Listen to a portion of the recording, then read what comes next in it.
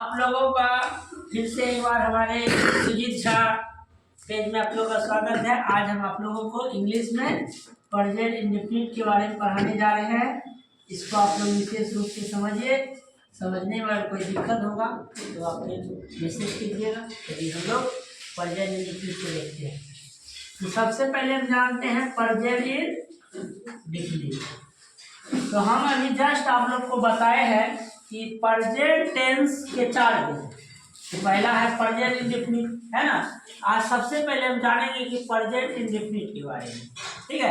तो present indefinite के बारे में जानने के लिए, ठीक है, सबसे पहले हमको जानना है इसके पहचान के बारे में। अगर आप हिंदी में इस सेंटेंस को जानिएगा कि कौन मतलब टेंस का सेंटेंस है, इसको जानने के लिए आपको पहचान की जरूरत होगी। तो आपको जानना है कि जिस हिंदी क्रिया के अंत में, जिस हिंदी क्रिया के अंत में आप लोग यदि बोलने रहे जिस हिंदी क्रिया के अंत में, कोई दिक्कत नहीं सर। अंत में लगा रहे ता है, ठीक है। उसके बाद है, उसके बाद है, ता हूँ, ठीक है, ती हूँ, ये हो, ठीक है। आदि लगा रहे, आदि लगा रहे उसे हम प्रेजेंट इंडेफिनिट लिख देते हैं सिंपल में। प्रेजेंट इंडेफिनिट टेंस समझेंगे। कोई दिक्कत यहाँ तक है? नहीं सर। पीआई समझेंगे मतलब प्रेजेंट इंडेफिनिट समझेंगे। अगर इंग्लिश में अगर आपको पहचान, क्योंकि देखिए जब आप इंग्लिश में पढ़िएगा वहाँ हिंदी तो नहीं लिखा रहेगा, नहीं, वहाँ तो इंग्लिश ही लिखा रहेगा। तो वहाँ पे आपको ये जानना जो काम फिक्स हो, जो 100% फिक्स हो, वो प्रेजेंट इंडेफिनिट में होता है, ठीक है। वैसे अभी हम आपको बताएंगे, समझ में आए। ये आप समझ गए पहचान। जैसे एग्जाम्पल में हम लिखते हैं राम पढ़ता है, राम पढ़ता है, ये कौन टेंस हो गया? ता है, तो प्रेजेंट इंडेफिनिट हुआ कि नहीं हुआ? सीता गीत गाती है, सीता गीत गाती है, ये भी प्रेजेंट। कैसे? देखिए ती है आया, तो समझ गए ना, सीता गीत गाती है, ये भी कौन टेंस हो गया? प्रेजेंट इंडेफिनिट हुआ कि नहीं हुआ? कोई समस्या है? अब हम लोग जानेंगे कि इसको बनाएंगे कैसे, इसका ट्रांसलेट करेंगे कैसे, ये जानना इम्पोर्टेंट है ना भैया सर। yes, अभी देखिए इसको कैसे जानते हैं। तो सबसे पहले हमने आपको बताया कि अगर आपको टेंस सीखना है, ग्रामर सीखना है, तो आपको वर्ब के पांचों फॉर्म को जानना बहुत ही जरूरी है ना। जैसे पहला हम लिखते हैं गो, फिर तो क्या होगा? वेन, फिर क्या होगा? गॉन, फिर क्या होगा? गोइंग, क्योंकि V4 बनाने के लिए ING लगता है ना, गोइंग। और फिर V5 क्या होगा? गोज हो जाएगा। ये वर्ब का पांचवा फॉर्म हो गया। इसी तरह देखिए आपको यूज करना है इस टेंस को सीखने के लिए V1 या V5 अगर लगा रहे तो आप समझ जाइएगा वो कौन टेंस है? Present indefinite. अब कैसे? तो सिंपल में पहले थोड़ा इसको बता देते हैं, तो फिर स्ट्रक्चर भी बताएंगे। अब ये बात बताइए, राम पढ़ता है, तो राम इसमें कौन है? सब्जेक्ट है, तो राम लिखिएगा। और पढ़ना इंग्लिश क्या होता है बताइए? रीड होता है, यहाँ में रीड लिखे। लेकिन आपको पता होना चाहिए कि नियम है, सब्जेक्ट वर्ब एग्रीमेंट भी कुछ दिन पहले पढ़ाए रहे थे, अभी भी खत्म नहीं हुआ है। तो हमने आपको ये बताए थे कि अगर सब्जेक्ट होता है सिंगुलर तो वर्ब भी क्या होता है? सिंगुलर। सब्जेक्ट अगर होता है प्लूरल तो वर्ब भी क्या होता है? प्लूरल। कोई दिक्कत है क्या? ये देखिए राम क्या है? सिंगुलर है, तो क्या होगा? ये भी सिंगुलर होगा। और सिंगुलर किसको बोलते हैं? V1 को हम लोग बोलते हैं प्लूरल। क्या बोलते हैं? V1 को प्लूरल। और V5 को क्या बोलते हैं? सिंगुलर बोलते हैं। बोलते हैं कि नहीं बोलते हैं? तो बताइए V5 लगेगा अर्थात क्या लगेगा? रीड्स हो गया। राम रीड्स, राम पढ़ता है। कोई दिक्कत है क्या? अब सीता गीत गाती है, तो बताइए सीता जो है ये आपका सब्जेक्ट है ना। और ये गाना जो है ये आपका क्या है? ये वर्ब है। और ये गीत क्या है? ये ऑब्जेक्ट है। कोई दिक्कत? क्योंकि सब्जेक्ट ऑब्जेक्ट वर्ब समझते हैं। सब्जेक्ट क्या होता है ये बताइए आप। जो काम करे, जो काम करे या जो चर्चा का विषय वो सब्जेक्ट होता है। और ऑब्जेक्ट कौन होता है? पहले क्रिया जानिए। क्रिया क्या होता है? पढ़ना, हंसना, रोना, जो सुबह से शाम तक जो हम एक्शन करते हैं वही एक्शन आपका क्या हो गया? क्रिया हुआ। और देखिए, और ऑब्जेक्ट कौन होता है? सब्जेक्ट और क्रिया का प्रभाव जिसमें पड़ता है वो क्या होता है?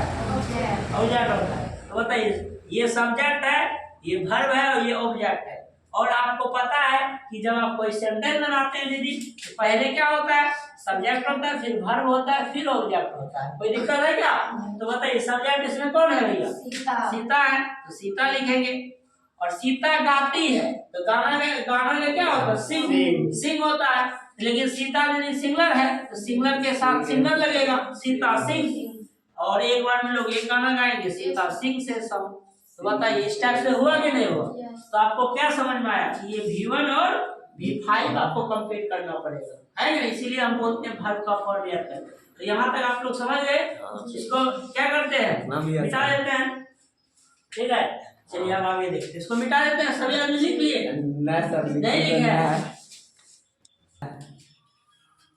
हाँ, चला दीजिए। सब्जेक्ट हो गया।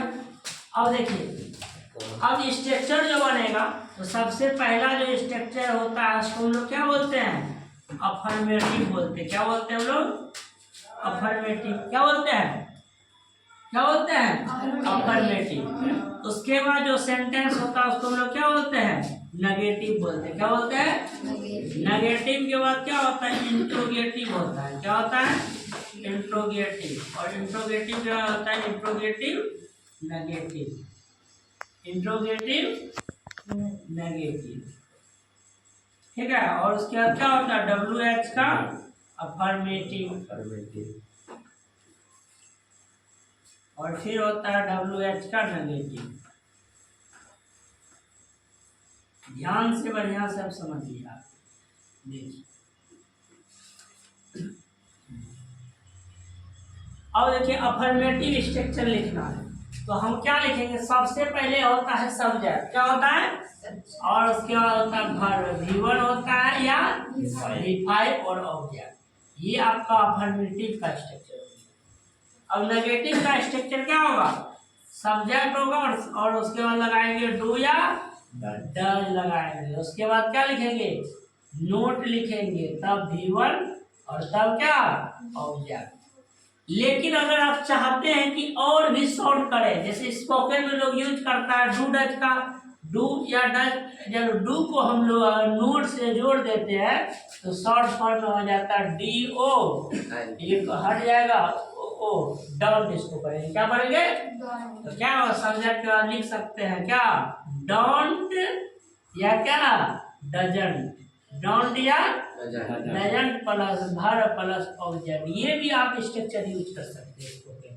कोई दिक्कत? शॉर्ट कोड में इंट्रोगेटिव होगा, इंट्रोगेटिव में यूज होगा सब्जेक्ट तो नहीं होगा, पहले डू या डज। इंट्रोगेटिव जब भी देगा डू या डज को पहले लिखना। क्या लिखेंगे? डू या डज प्लस सब्जेक्ट और प्लस V1 ऑब्जेक्ट और प्लस क्वेश्चन का चिन्ह, क्योंकि अब क्वेश्चन किया जाएगा। क्या किया जाएगा? क्वेश्चन। अब हो गया। अब इंट्रोगेटिव नेगेटिव बनाना, इसमें भी क्या होगा? डू या डज हो जाएगा, सब्जेक्ट हो जाएगा, उसके बाद क्या होगी? नोट होगा, V1 ऑब्जेक्ट प्लस क्वेश्चन का। लेकिन अब यहाँ नोट यहाँ है, आप चाहते हैं कि हम मतलब नोट और डू को एक साथ लिखे, आप ऐसे भी यूज कर सकते हैं। डोंट, क्या यूज कर सकते हैं? डोंट या डजंट, डोंट या डजंट प्लस कौन सी? Subject, V1 object plus question का। कोई दिक्कत? अब क्या आ गया? WH का अफर्मेटिव। WH का अफर्मेटिव बनेगा तो WH पहले लिखना है, उसके बाद क्या लिखना है? डू या डज लिखना है, प्लस सब्जेक्ट लिखना है, फिर वर्ब लिखना है, V1 ऑब्जेक्ट प्लस क्वेश्चन का चिन्ह। कोई दिक्कत है क्या? ठीक है। अदर वर्ड भी लिखते हैं ऑब्जेक्ट के बाद, वो मान के चलिए लिख सकते हैं, क्योंकि और भी कुछ आता है। अब डब्ल्यू एच का नेगेटिव होगा, क्या होगा, W oblique H dual dot plus subject plus note में लगाएंगे क्योंकि नेगेटिव बना रहे हैं ना, note V1 object plus question का। अब आप चाहते हैं कि नोट को डू के साथ लिखें, दोनों को जोड़ना है, जैसे यहाँ डॉट किया ना, ऐसे भी लिख सकते हैं, डब्ल्यू ऑब्लिक क्या लिखेंगे, डोंट या डजंट, डोंट या plus subject V1 object plus question का। ये 6 तरह से हो गया। अब मान के आपको सेंटेंस बनाना मान के चलिए चाहते हैं, ठीक है, तो पहले तो आपको इसको लिखना पड़ेगा, पहले इसको लिख दीजिए, लिखा हुआ है।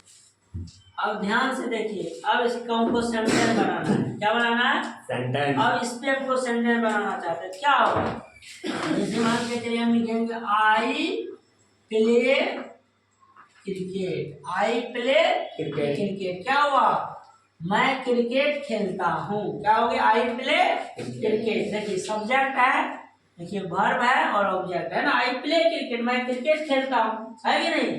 इसी तरह अब इस पे आएंगे, नेगेटिव बनाना हम चाहते हैं, क्या हो गया, I do not play cricket. या शॉर्टकट में क्या बोल सकते हैं, शॉर्टकट में आप ऐसे भी बोल सकते हैं, आई डोंट प्ले क्रिकेट, है ना, do I don't play cricket, मैं क्रिकेट नहीं खेलता हूँ, थोड़ा सुनने भी अच्छा लगता है, आई डोंट प्ले क्रिकेट, मैं क्रिकेट नहीं खेलता हूँ। और जब इंट्रोगेटिव में आएंगे डू डैश को क्या करेंगे, आगे यहाँ क्या करेंगे, do I play cricket, do I play cricket, और यहाँ पे क्वेश्चन का चिन्ह होगा, डू आई प्ले क्रिकेट, क्या कहते, क्या हुआ, क्या मैं क्रिकेट खेलता हूँ, क्या मैं क्रिकेट खेलता हूँ। अब मानिए आपको नेगेटिव बनाना, क्या बनाना है, नेगेटिव बनाना है, तो क्या करेंगे, हम यूज करेंगे पहले do I not play cricket, क्या मैं क्रिकेट नहीं खेलता हूँ, लेकिन शॉर्टकट में अगर स्पोकन में यूज करना, क्या करें, डोंट आई प्ले क्रिकेट, जैसे है ना, डू डोंट या डजंट पहले लिख देंगे, क्या डोंट आई प्ले क्रिकेट, मैं क्रिकेट नहीं खेलता हूँ, कोई दिक्कत है क्या। अब डब्ल्यू में आएंगे, क्या होगा, why do I play cricket, मैं क्रिकेट क्यों खेलता हूँ, ठीक है, why do I not play cricket, मैं क्रिकेट क्यों नहीं खेलता हूँ, या उसी बोल सकते हैं, why don't I play cricket, मैं क्रिकेट क्यों नहीं खेलता। इसी टाइप से आप लोग एक सेंटेंस हम बोलते हैं हिंदी में, आप लोग इंग्लिश में कन्वर्ट करके बताइए। चलिए कम से कम 5 बोलिए, मैं खाता हूँ, आई ईट, बोलिए मैं दौड़ता हूँ, आई रन, हम लोग खाते हैं, हम लोग खाते हैं, क्या होगा, वी इट हो जाएगा। हम लोग जानते हैं भैया, हम लोग जानते हैं, हम लोग जानते हैं, वी नो, तुम गाते हो, यू आर सिंगिंग, तुम गाते हो, क्या होगा, ह्यूमन ना होगा, यू सिंग, चलिए आप बोलिए, आप लोग हंसते हैं, यू लाफ। आप बोलिए रीता नाचती है, रीता ईद कहाँ से लगा दी, रीता डांसिस, V5 लगेंगे ना, वह रोता है, ही रीड्स, वह खाती है, वह खाती है, क्या होगा, वह खाती है, सी ईट्स हो जाएगा, V5 लगेगा। वे लोग पढ़ते हैं, वे लोग पढ़ते हैं, वे पढ़ाते हैं, हाँ वे पढ़ाते हैं, क्या होगा, वे का ही हो जाएगा, ही कुत्ता भूखता है, दी डॉग बार्क, कुत्ते भूखते हैं, क्या होगा, डॉग्स बार्क, ठीक है। इसी टाइप से आप लोग एक्सरसाइज 91 92 सबको कंप्लीट कर देख के आइएगा, ठीक है।